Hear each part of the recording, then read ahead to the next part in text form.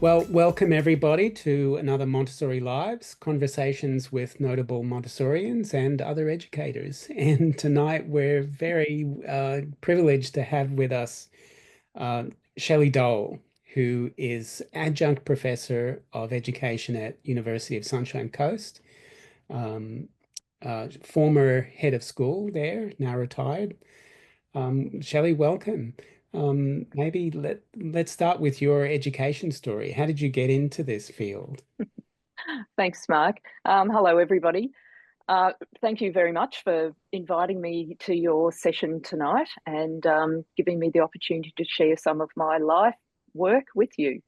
So my career in education started probably way before I even left primary school. Thinking back to my own sense of what did I want to do when I grew up, and I always knew I wanted to be a teacher. Although I must say, when I was in grade two, our classroom teacher asked us to write a story about what we wanted to do when we grow up, and I thought I wanted to be a nurse. Then I realised I hated the sight of blood. So then teaching, yes, so I used to, come home from school and teach class and absolute nerd. So went straight into teacher college. Grew up in a country town in Victoria and was not going to the big smoke in Melbourne to do any sort of teacher education or tertiary education. So it was teachers college for me.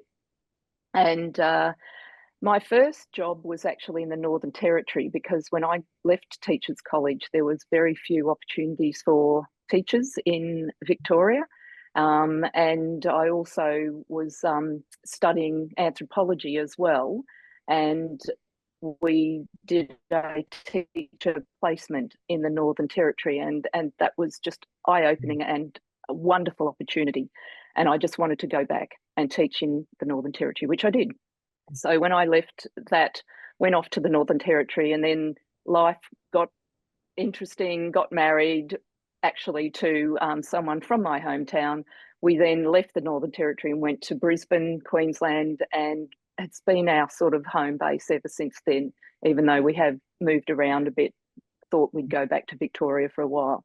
So I know I'm digressing, but it's a bit of a convoluted story because I started out as a teacher, just wanted to be a classroom teacher, thought I wanted to be a primary teacher. I was teaching secondary school in the Northern Territory, came to Brisbane, was teaching grade 7 here in Brisbane, and I decided to do a master's degree at the same time, which was an opportunity then for me to step into tertiary education. A job came up as a tertiary educator working in teacher education. So I took that, and then that started my journey into research.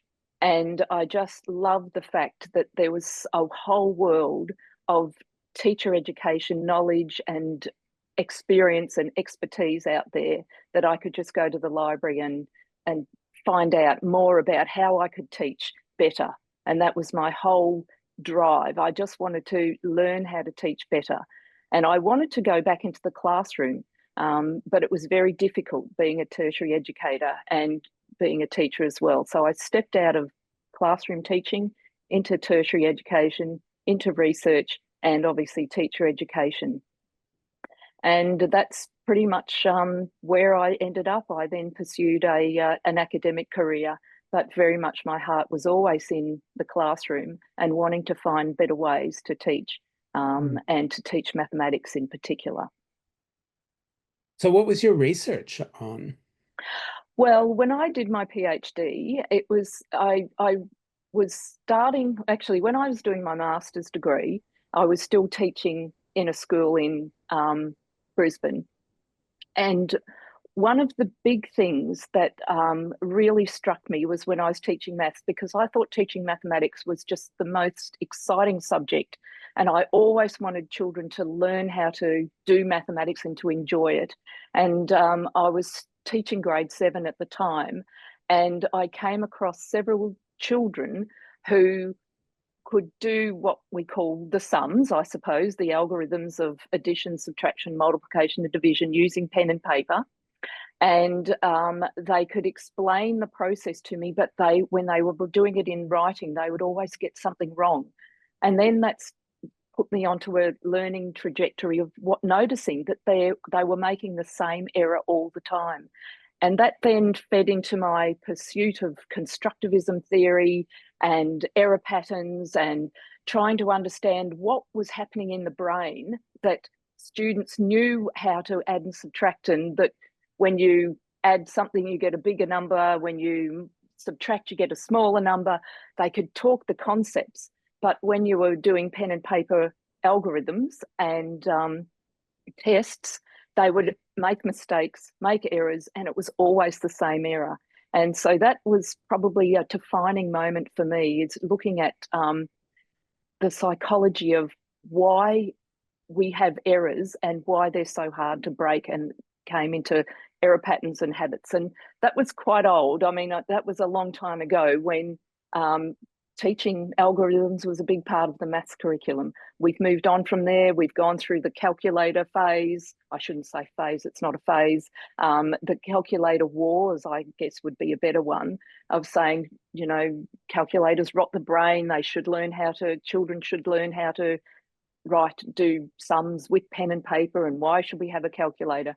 We've moved on from there. We're in the 21st century now. But when I was beginning my research, that was the pathway, and the interest was looking at the brain that actually made it very difficult to change learned habits in mathematics. Alongside that was also the maths anxiety, and why children really did not enjoy learning maths at all, and dealing with maths anxiety. So where does that come from? Maths anxiety, math phobia? Yeah, but look, I from my research and reading a lot about it, because there was a lot written in the 70s and 80s about maths anxiety, and a lot of the researchers, even though it's very difficult to find and identify where it is, there was a general sense that it begins once children come to school and they are in a new situation. So there's been a lot of theories about this. And one of them is that we, as educators in the early years, when children come to school, they're very excited. We know children are very excited about coming to school and starting school. And they have an expectation of coming to school to learn. I'm talking of a state education system here rather than a Montessori, because I know that's completely different. But coming into a state education system, children expect to do school. They expect to have their school bag packed and to line up and to sit in their seats and to do what the teacher tells them. And one of the theories about maths anxiety is that children come to school with a lot of informal mathematics knowledge. And yet when they come to school, it's actually schooled out of them. I have not done any research on this, but I have observed a lot of classrooms, and I know that a lot of teachers I've watched labour addition and subtraction teaching, and children are bored and they already know the answer and they can do it in their head without having to use concrete materials or to count or to do their numbers in a prescribed way. So one of the theories is that maths anxiety actually is a result of teaching, where children become very scared and frightened to do anything wrong, to show their errors, or to the fact that they're just not getting any meaning. And so maths becomes a real barrier where they just fear anything mathematical, and the brain becomes quite fuzzy and furry, and you just can't process anything. And so, yeah, it goes on from there. And of course, it's exacerbated throughout the years. So in the early years, I've seen children who start school very excited about learning, and then by the end of grade 1, they've said they don't want to do school anymore, which is just heartbreaking. Anyway, but there you are. Reminds me of I was reading recently about I heard this TED talk by Dr. George Land and Beth Jarman. So these two researchers were hired by NASA. I can't, was it in the 60s or 80s? I can't remember. It's a long time ago. And NASA hired them to design a test to measure the creativity of engineers, right? So they wanted to test the creativity of engineers to hire before they were hired for NASA. And they designed this test and it all went well. And then they thought, wonder what would happen if we gave it to other people who weren't engineers. So they gave this test to a bunch of 1,600 children that they found through um, the Head Start program in the US. And 98% of them scored as creative geniuses in early childhood. And then they thought, I wonder what would happen if we keep giving it to the same group, the same individuals throughout their schooling. So this became one of the longest studies in psychology. And so they gave it every, I think, 5 years or so to the same individuals. And they found that by grade school, by primary school, it had come down to about 30% or something like that, I think. And then Wow.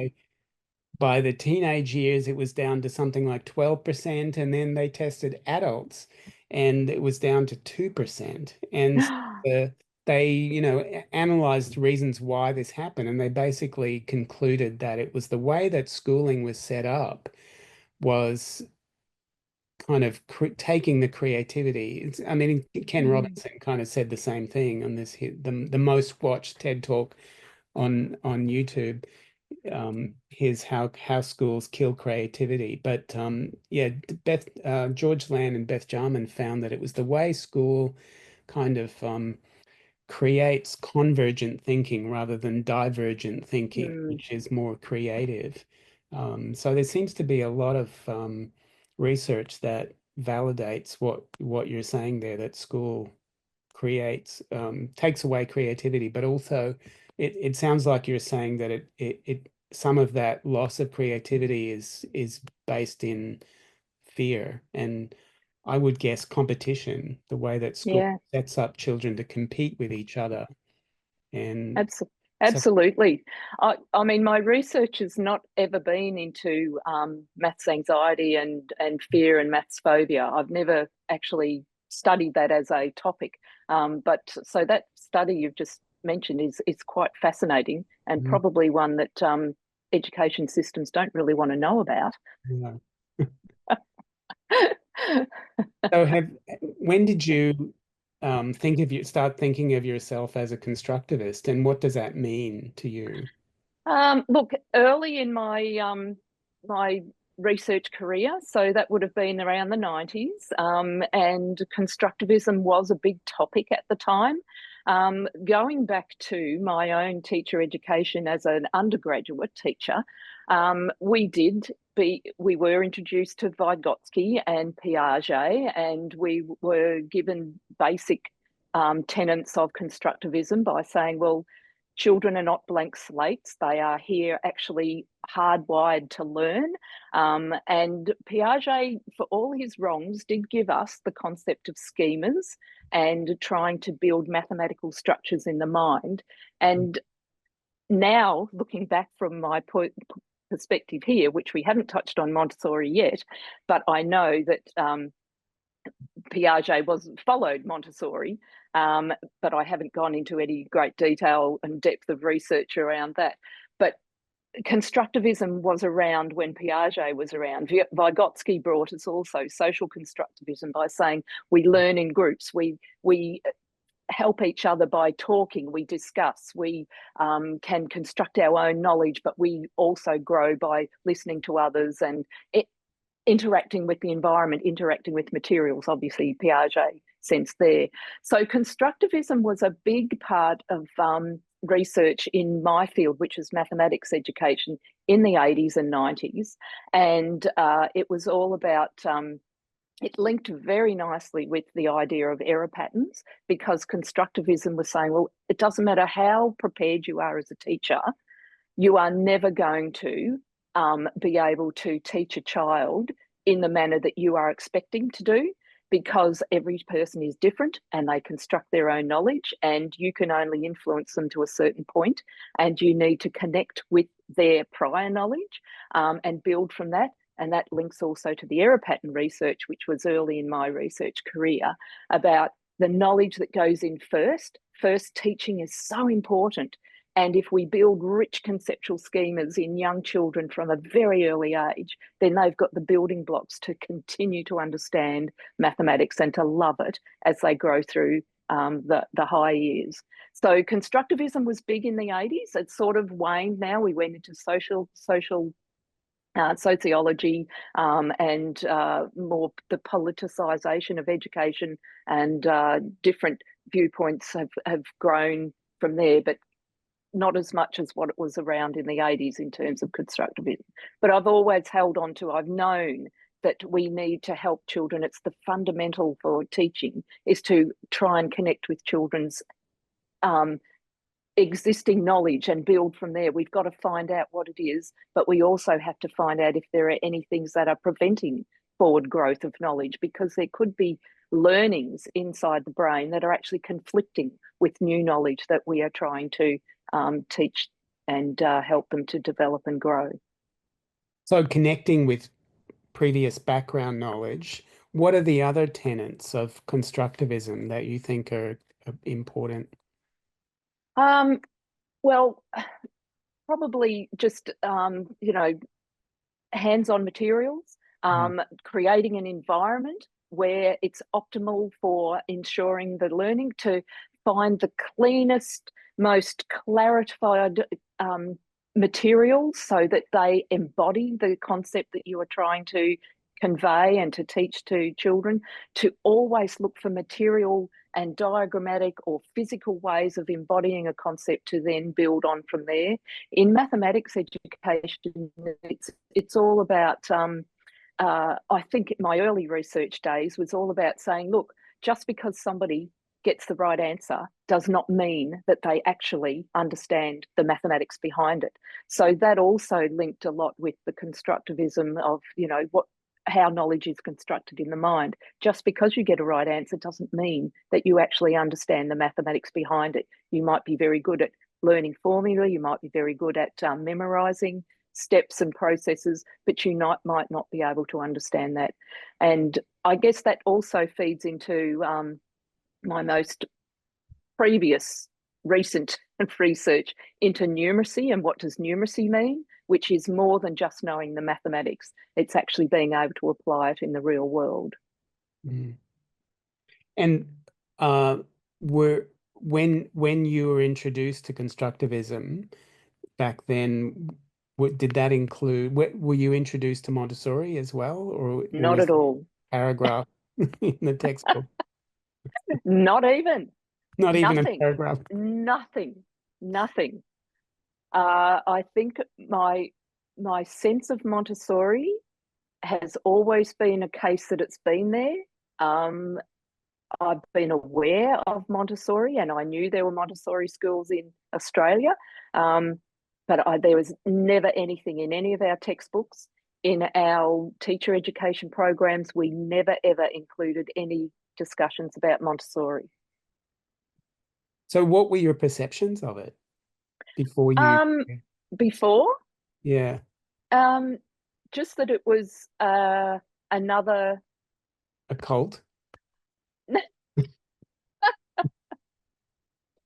Actually, no.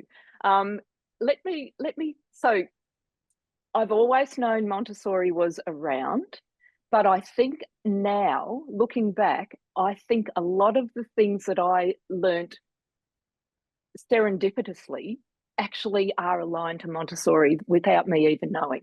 So it seems to me the best kept secret that I've been kept out of all my teacher education career, all my career, because if I had have studied Montessori, I could have gone right back to some grassroots stuff and some understandings that have come through different theories and different approaches and different methodologies that I've learnt over the years, and I have taught in my tertiary education courses, which actually probably do hark back to Montessori's research and her approaches.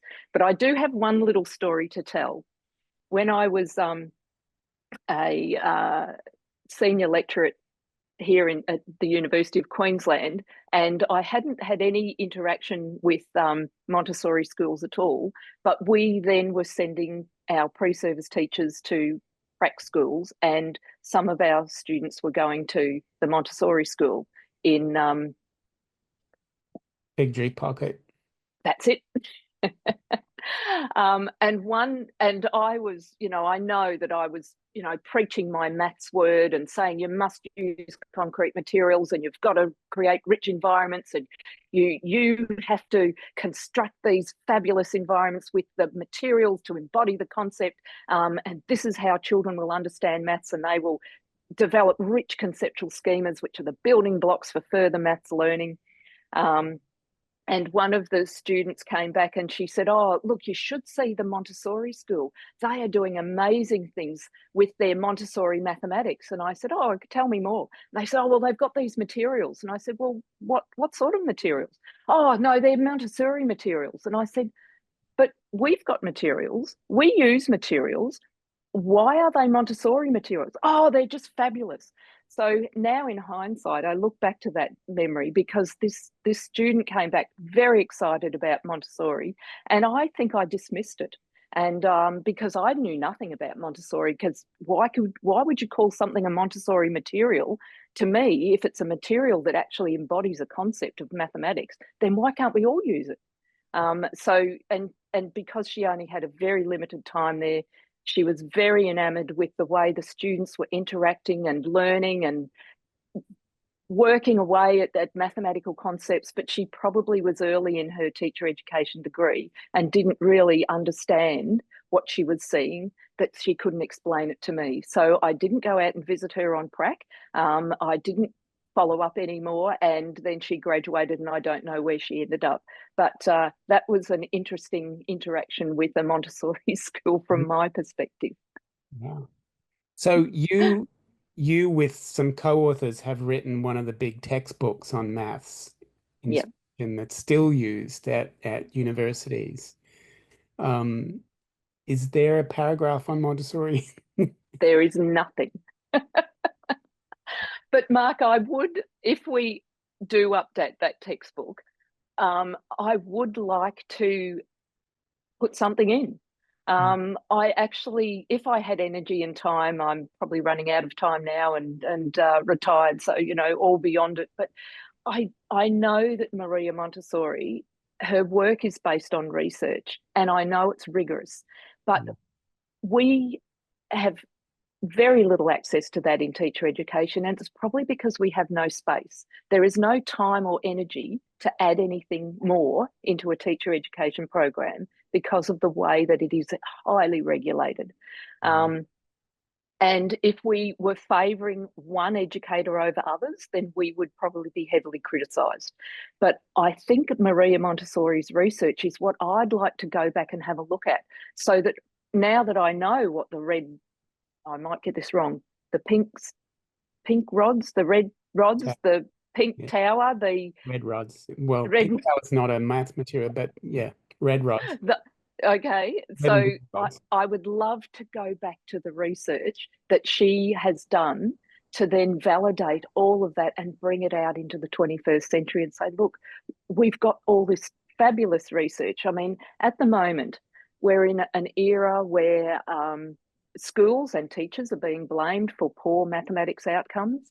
The education system is continuing being criticised for being broken, that students don't know mathematics and are not numerate. And so everybody's talking about evidence-based practices, research-based practices.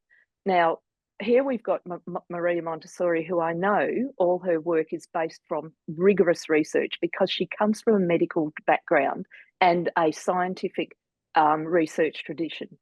And that, to me, is what needs to be unearthed and brought out into the 21st century to validate her work and to bring a lot more credibility to the Montessori materials that we hear about, that people who don't know actually don't know what they're all about.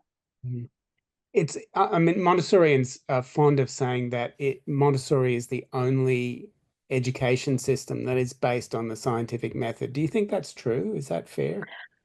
Look, I would like to say that having spent 30 years as a tertiary educator and mathematics education researcher, that is actually highly critical of all the work I've actually done. Because it's virtually saying, well, your research counts for nothing. So I've been in a lot of research projects, national research projects in Australia, and we've published widely, as everybody in tertiary education does. So we are researchers. We are researching and contributing to knowledge and building up the knowledge bank of what is mathematics education and how we should teach it and what it means for our learners in schools. If Maria Montessori's research was more accessible, I think we could bring that forward as well. So yes, I would say her work is very scientific, but I don't think she's the only one. There are a lot of other researchers around, but I think she needs to be validated more. Maybe it was true in her time that she was the only educator who came up with a system based on direct observation of how children learn. Yeah, I think that's the case, Mark. Although, Dewey did have his experimental classroom as well in the US, I read. Yeah. So. Look, one of the things, I'll just throw this in as well. So one of the big basics of teaching mathematics in the primary school is using the base 10 blocks.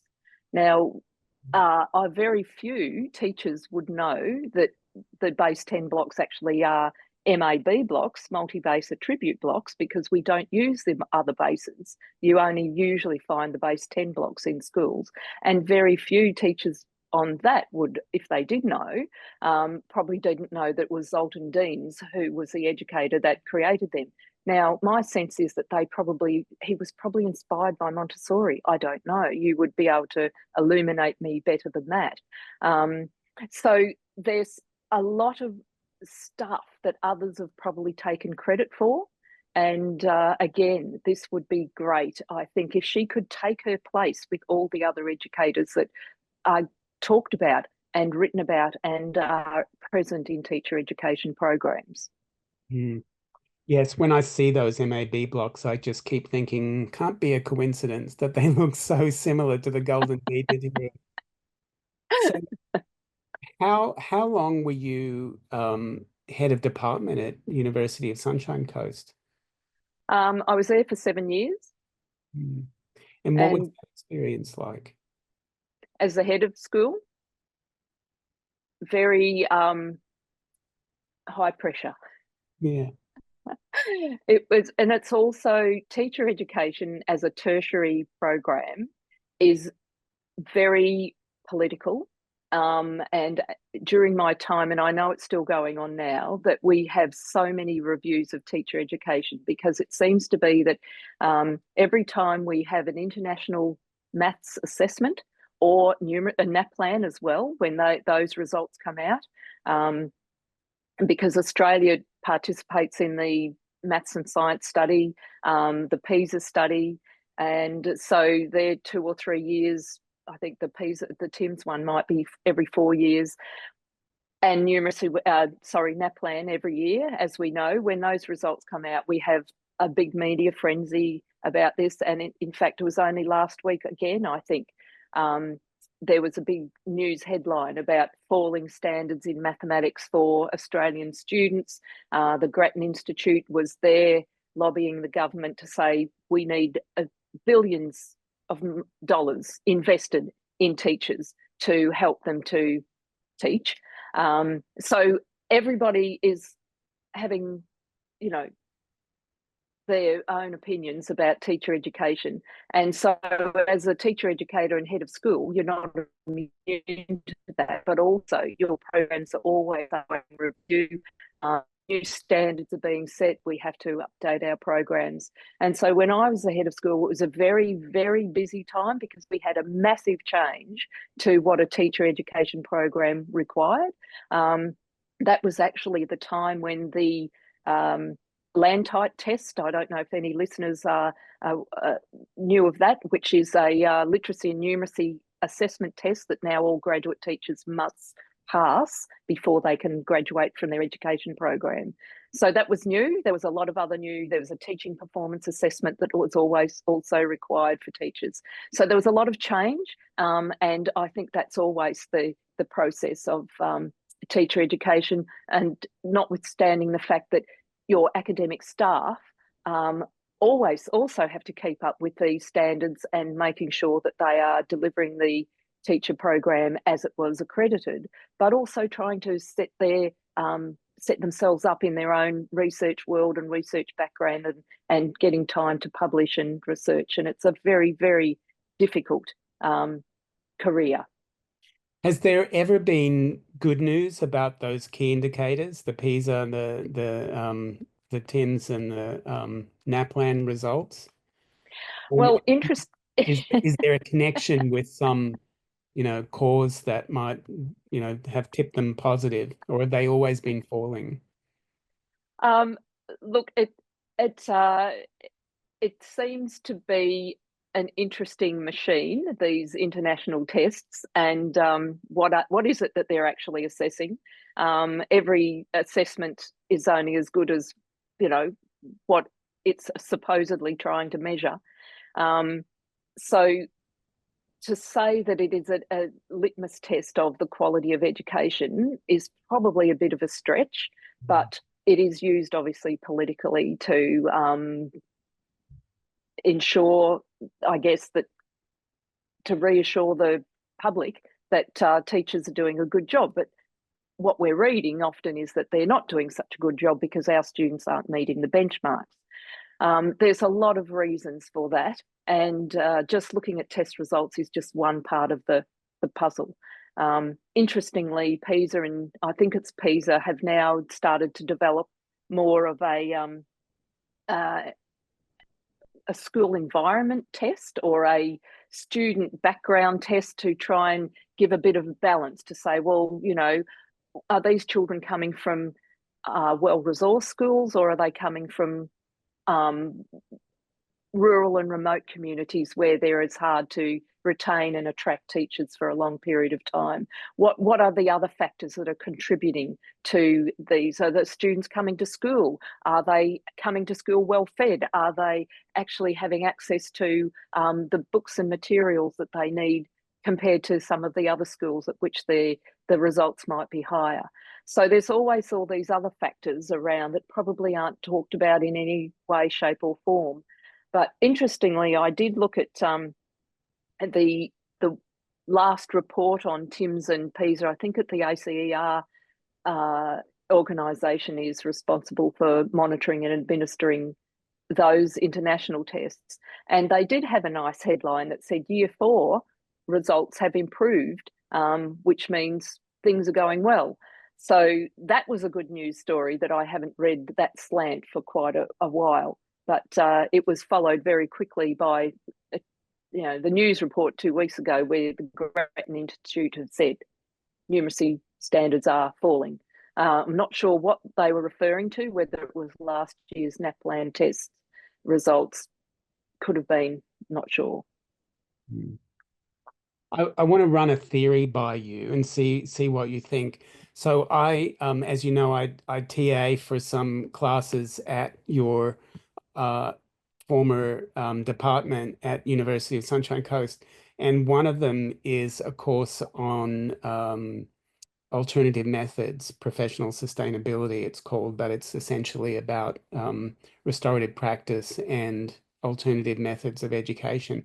It's a 4th-year course, and most, if not all, of the students that I've done it for at least 3 years, perhaps 4, almost all of the students are shocked at hearing about Montessori. They've never heard of it.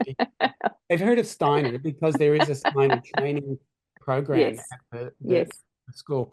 But that most of them have never heard of Montessori, as you related in your education teacher training.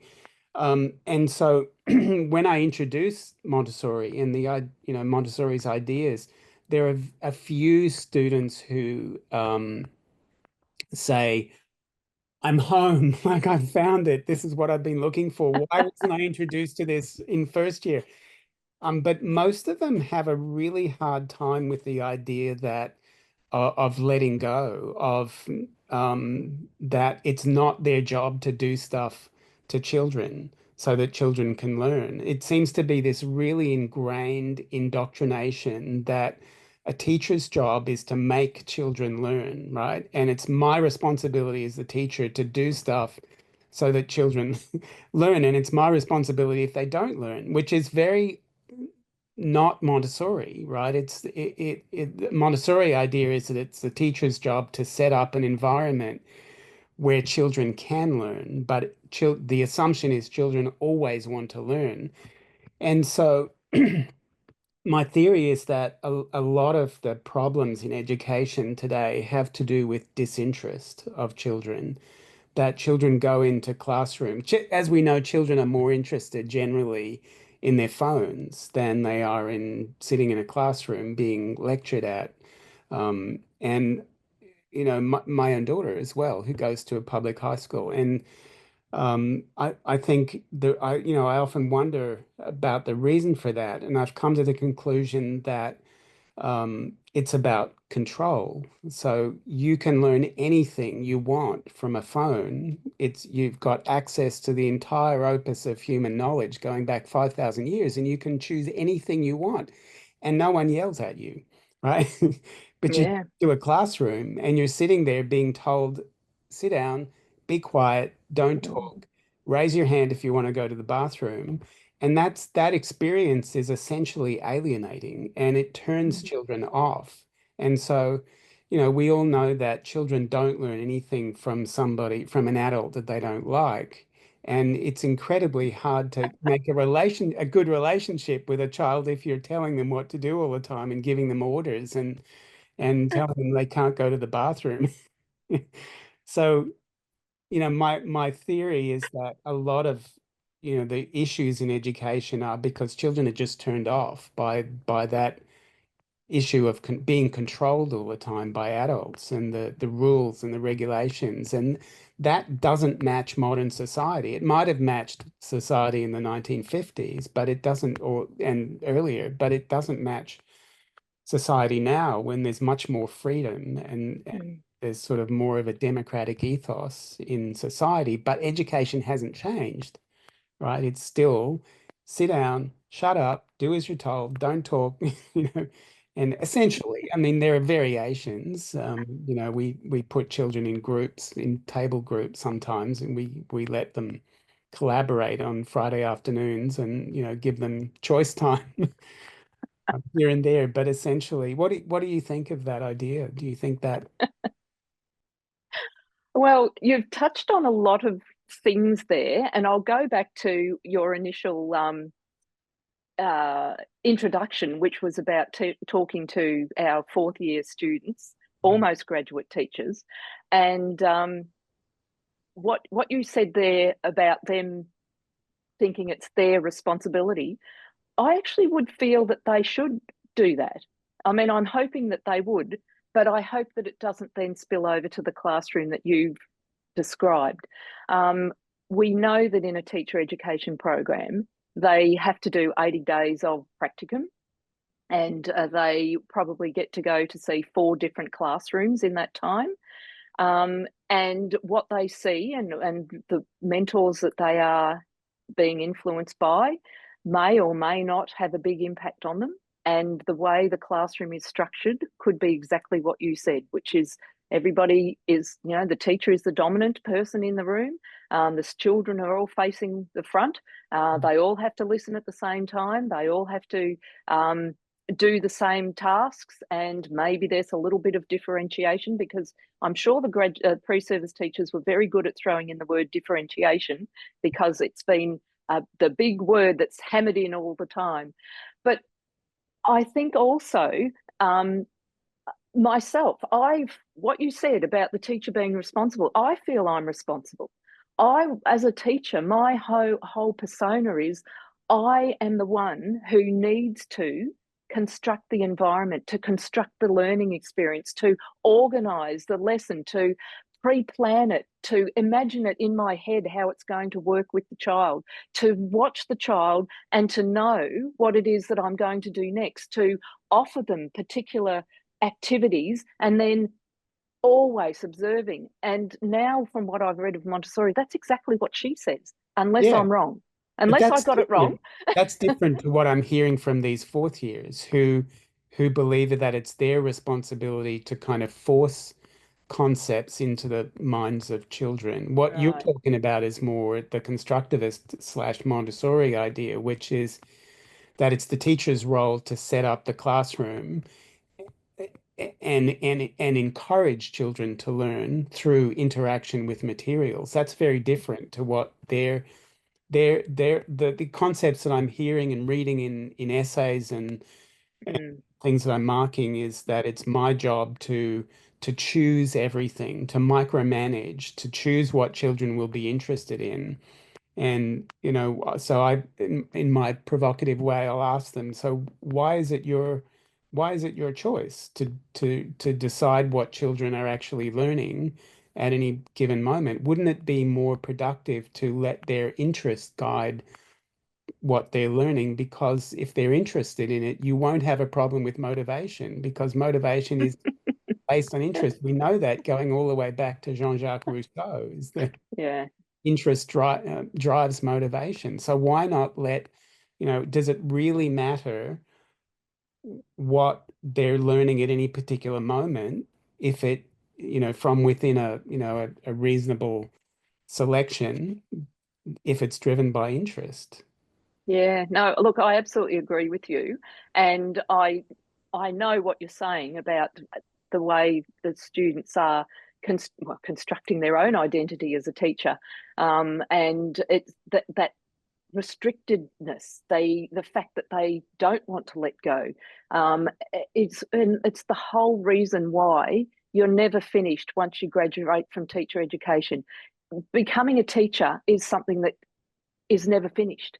Mm. I'm still waiting to become a teacher, the best teacher that I can be, because I know there's always more to learn. And I think that's one of the big issues around teacher education is that there is possibly an expectation now that because every single teacher education review we've had, the outcome has said that our pre-service teachers are never prepared. They cannot step into a classroom and take up the reins as a qualified teacher in the way that they are being expected to. So there is this sense that we expect our teachers to be finished when they've graduated from a 4-year degree or maybe a 2-year postgraduate degree. Mm. And if they are exiting with that perspective, then that I think is leading to a lot of the burnout, a lot of the stress, the sense that they step into the world and they're suddenly with all these individual personalities that Mm. they are probably going to grasp at straws and try and hang on to whatever they can. And it takes a lot of confidence to let go. And so, it's sad that their teacher education program is structuring them and forcing them to think that they can't listen to their students and to listen to their interests. It Mm. could also because they keep hearing messages that there is a curriculum that they must teach. There are standards that we must assess. There's assessment standards that we've got to look at that drives our planning. It could be a lot of things, but I do know a lot of teachers lack confidence, and particularly new graduate teachers more so. They need mentors, they need people, they need schools where there is this uh, culture of allowing children to learn, as you said, and that they learn with the teacher. And it's very hard to break. So I Do you agree with you. think, I, do you think that that problem is kind of built into the education system? What Gert Biester would call the learnification of school, where we've reached the point where we're valuing what we can measure rather than Yeah. measuring what we value, right? So teachers' jobs really depend on, not immediately, but ultimately they depend on NAPLAN scores, right? Mm, Because yeah. if your class continually underperforms, then it's your job. So it's really that structure kind of really makes teachers feel that it's their responsibility to get children to pass the tests. Yeah. And so they can't give up that idea of being the sage on the stage. I th when you mentioned differentiation, I thought of this great quote that I once read from Carol Ann Tomlinson, who started differentiation in the early 90s at the University of Virginia. And so in 2011, she was interviewed and she basically said, somebody asked her, what's the biggest impediment for differentiation? And she basically said, the biggest uh, difficulty with teachers doing differentiation is giving up the idea that we have to be out the front controlling everything. Because with differentiation, it's kind of organized chaos, right? You've got many things happening in the classroom at the same time, and you have to kind of bounce around the classroom and go where you're needed. But Yeah. that's really difficult for many teachers to do because Mm. they feel like it's their job to be out the front, micromanaging everything that's happening.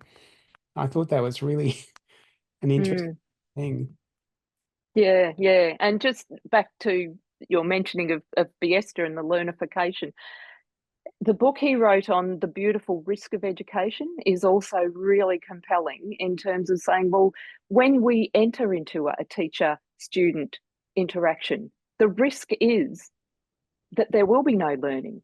Or, sorry, that's not actually right. The learning, we have no control over what the student learns. We can try to help them to learn what we want them to learn, but they might construct something completely different. And if it's of no interest to them, I'm sure it's going to disappear very quickly. So the risk of education, I think, was so fascinating, a way of putting, the whole sense of the education teacher student interaction. It's a risk. Because for all the structures and constraints and just big brother supervision around what's happening in classrooms is not allowing teachers to teach. And the learnification, as you said, is a terrible outcome. Yeah, and he saw three purposes of education, right? Qualification, socialization, and subjectification, which is an odd word for individuation. And I remember him saying in that book, I think that individuation for him is the most important purpose of Mm. education, but it's the one that's least given the least attention in most modern schools, whereas Yeah. qualification is given the most attention, qualifying people to get jobs and be in the workforce and go out there. Um, Whereas he thought individuation was the most important thing, teaching or allowing children to learn how to think individually. Mm. Um, and that's where the risk comes from, that they might not value what we value as teachers. And we have to be able to respect that. Otherwise, we're not giving them the chance to individuate. Just Absolutely. individuate as long as you become like me, the teacher. It can't That's work that way. right. So, what do you think are the biggest problems facing education at the moment in Australia? Look, I've probably touched on quite a few throughout the meandering that I've gone on tonight. But it's the over regulation. It's the very, very low status of teachers. The fact that the government is paying lip service to trying to support teachers in the classroom where they need to be helped. Time and again, we hear about that teachers are actually abused or they are physically abused at school, and there seems to be no support for them. And I think it's a very difficult profession that is not given any credence and credibility at the highest level. There are, to me, attracting and retaining great teachers is one of the biggest hurdles and the biggest issue in education right now. We need good teachers, and they are just leaving the profession in droves because it's becoming bureaucracy, checklists, results, just it's taken the heart out of what teaching is, because teachers actually aren't allowed to be teachers anymore, is my feeling. That their confidence is driven probably from the leadership, and the leadership is obviously coming from the departments, which is coming from the government. So we don't have any strong advocates for education and for helping teachers be teachers, and to actually value their professional knowledge and their learning and their skills, expertise, to be able to create learning environments that actually make children want to learn and stay at school and be good citizens. Would you agree with Pasi Sahlberg? Do we have things we can learn from Finland? Look, I yes and no. Finland, as we know, is a very homogenous society.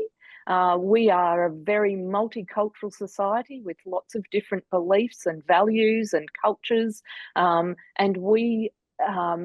but I also think we need new ways of teaching and new education systems. And I know a lot of the work of Pasi Salzburg is let's make change, but I don't think there is enough government support for any of that. Why do you think Montessori is not more widely available? Well, to me, if we knew more about Montessori and teacher education, I think it would be a game changer. At the moment, and being the head of school and being responsible for teacher accreditation, you cannot get any programs approved at the teacher registration level. Sorry, the board of teachers. I'm using the national term here for teacher education. I know it's state accredited, but it is also a national guideline standards that we use, and there is no room. If you were to say that you were putting a whole Montessori strand within your teacher education program, it would not be approved. So that's the first thing. The second thing is, I don't think the Montessori community would want people in universities teaching Montessori ways if they didn't have the background knowledge and understanding of it. So there's who's going to do it if it's going to be in a teacher education program. And the other thing is that I think that access to Montessori education, I mean, coming from an old perspective here, late in my career, when I'm starting to see what Montessori has to offer and how fabulous it is, it would be so wonderful to have that threaded all the way through teacher education programs.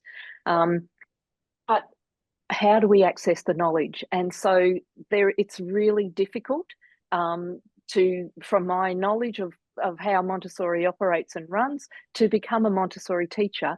There is no opportunity unless you go and enroll and pay fees up front, and I think it's quite expensive. So it's hard to access. And so the knowledge there is always going to be contained and held by a group of people, and it won't be shared if there's not better ways that we can access the Montessori knowledge and education. So you're saying really we have to democratize Montessori, access to Montessori more. Yes, but I think you have to do it in a way that is very aligned to Montessorians.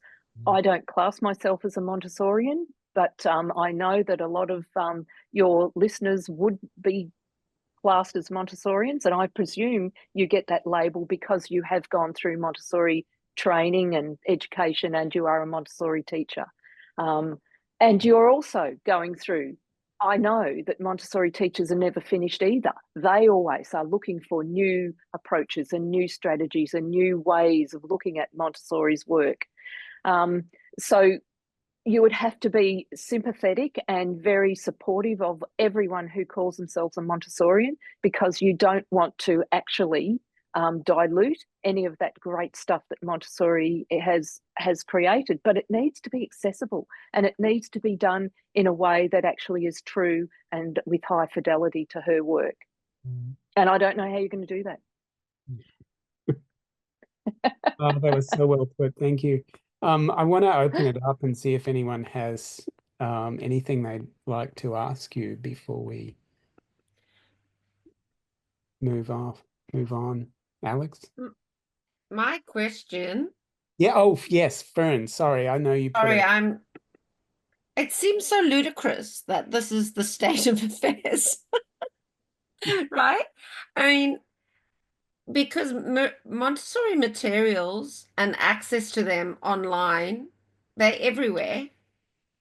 Like people have got demonstrations of Montessori materials from the 3 to 6 program up online.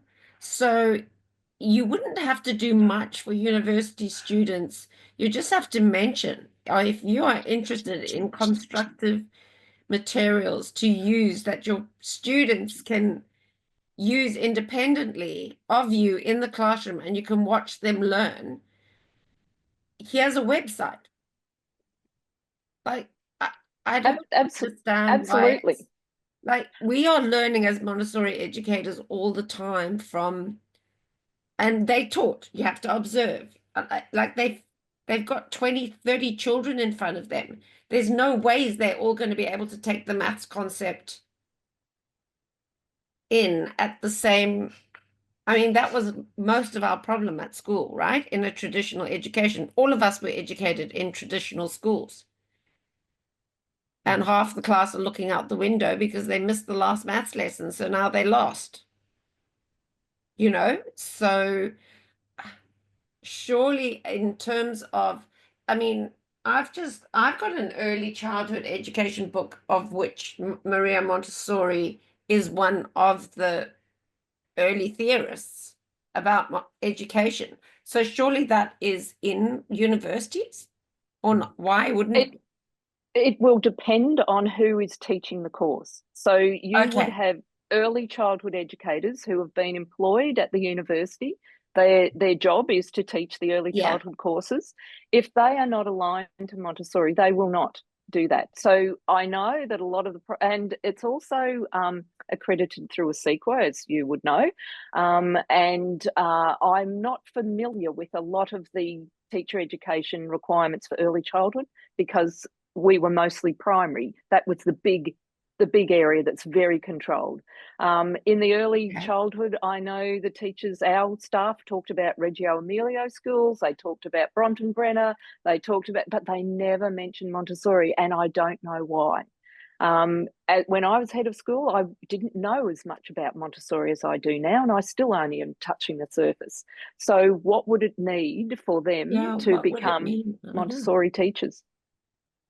And there's also that sense of, well, why are we creating Montessori educators who are going into the public sphere when at the moment we only know of early childhood Montessori schools that seem to be fee paying? So it's actually a closed shop, because a lot of adults and parents don't send their children to Montessori, even though they want to, because there aren't any schools in their district, or they haven't got the money. And so the state education, general education, do Montessorians want that into the public sphere? Then how do we get that into the tertiary sector? And it is going to be hard, because Mark used the word cult early on, and I laughed. But I have sat in accreditation panels, and there is a sense that doesn't quite say that word, but when we talk about possible specializations, and I have heard one of the accrediting authorities saying, well, we don't want any of that Montessori Steiner stuff. So there is an entrenched belief system at that level, which will filter down because they have the direct ear to the government. So we have to do a better job of putting ourselves out there and educating the public and educating government about what Montessori is. And I think also making connections between a lot of the problems that we see in society um, and also and the traditional model, the effects of that model that's based on competition and alienation and discouragement. Mm. Um, I actually do, look, that's going to take, that's a big stretch. To me, you need to get the government to set up some public schools, and it needs to be a model where the research is coming from that school doing its job with publishable results for now. It's not about saying, hey, Montessori does this, this, this, and this, because there is no Australian study that's rigorous and shows and supported by the state system that this is a credible approach. And it's got to be very carefully planned, because if you only get one shot at it, it's got to be really good. And all your students have to come out with great results. And if they're from a hard staff area, that would be even better. But nobody is going to look at it by just hearing people, a lobby group saying, we've got the answer, because they get every single lobby group saying they've got the answer. So if you can get a government to fund a public school and get in and be part of its, because I know you've had schools approach you wanting you to deliver Montessori style training, and the stumbling block's always been cost and time. So it needs support from the government. Anyway, and that's that my is thought. happening in the United States and elsewhere, where we've Yeah, got elsewhere. research studies. There's so much Yeah, Montessori in the system in the US, but not in Australia. And so that's what we correct. need in this country. Yeah, Yeah. yeah, And I also absolutely. think so. I've been so good and so quiet all through, Mark. But I also think that the more we talk about implementation and fidelity, the more problematic that is, because it scares off the government. Because that to them isolates, it distances, and it also sounds like cost. And I think we need to really be careful about how we present that. Like, that package needs to be really carefully considered, because you don't want to water things down. But if we really can do what we can do, and we need to be able to be able to package that so it's accessible and not something that's going to alienate and divide. And yeah, I don't even think, because I think there are pockets where people are doing what we do, but not calling it Montessori, and are getting great results. I think there are so many things in what you've said, Shelley, that I agree with. Yeah. Anyway. And look, interesting. Look, I'll just give you another example of, so in Victoria, must have been the 80s, mid 80s. So there was a big focus on literacy, and the government gave a couple of researchers massive amount of money for a huge professional development program where they, the cascade model, which sometimes work, not always, but it was massive in terms of, they got all the school curriculum leaders together, gave them a PD over, I think, a 10-day. So you can imagine 10 days. Wouldn't that be fabulous? All these educators selected from schools all around Victoria came to this 10-day. They were converted in 10 days, as you would be, because everything the presenters said resonated about teaching English, teaching literacy, building literacy with the audience. So they were just thirsty for this new project. And actually, it was nothing special. It was just about leadership, whole of school. And then over the years, it got watered down to the literacy block, which, you now have 4 groups and you rotate them through and things like that. But that came from that project. And when it was funded and at the start, and you had all these advocates for how to teach literacy. Now, any model like that where you can possibly get the leaders or give them, like, I know that you give training, I hate the word training, Montessori training to a school, they're going to lap it up because it will resonate with what they already know. And I'll go, oh, it makes so much sense. Oh, if I had have known this beforehand. But to be sustainable, they need the leaders and they need people on board all the time. And it's actually, and then you've got to, your good teachers are always going to be leaving because they're always going to be promoting themselves out to another school. And so they're dealing with different situations. So, it's got to be a perpetuating model it's somehow accessible to, and it'll work. It'll work, but you've got to get in there to start with in a public school. Shelley, we could go on for hours. We could. Yes. This has been so fascinating. I really enjoyed talking to you. Thank you so much for your time. Pleasure. Sorry, I was speaking too fast and too much. No, it's great, Shelley. Yeah, really It's interesting. a pity we're stopping, but next time. Well, thank you. Thank you so much. All right. Well, thanks everybody, and we'll see you in a couple of weeks for another Montessori Lives. Thanks, Mark. Thanks, Thank Shelley. you. Thanks, Mark. Thanks, Shelley. Thanks, Shelley.